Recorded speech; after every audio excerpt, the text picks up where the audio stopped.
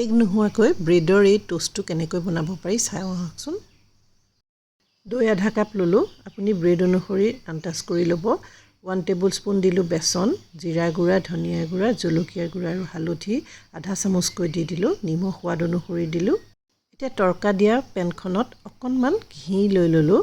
তাতে দিলোঁ অকণমান সৰিয়হ আৰু নৰসিংহ পাত কেইটামান দি এয়া চাওকচোন ফুৰণৰ কাৰণে ৰেডি কৰি সেই পেষ্টটো যে বনাইছিলোঁ তাতে ঢালি দিলোঁ।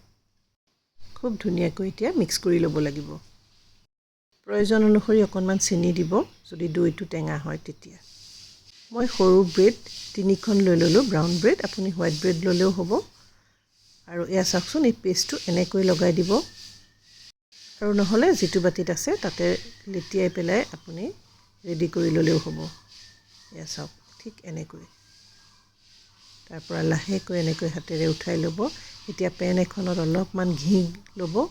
মই এইটো অলপমান খালি ৰোষ্টহে কৰিম, ডিপ ফ্ৰাই নকৰোঁ। যিসকলে ডিপ ফ্ৰাই কৰিব খোজে তেওঁলোকে কৰিব পাৰে। মই অলপমান ঘি তেনেকৈ ৰোষ্ট কৰি দিছোঁ চাওকচোন।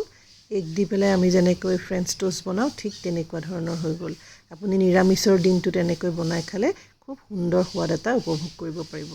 আহকচোন ৰেচিপিটো কেনেকুৱা লাগিল জনাওক। দেখিবলৈকে বহুত ধুনীয়া হৈছে নহয়নে?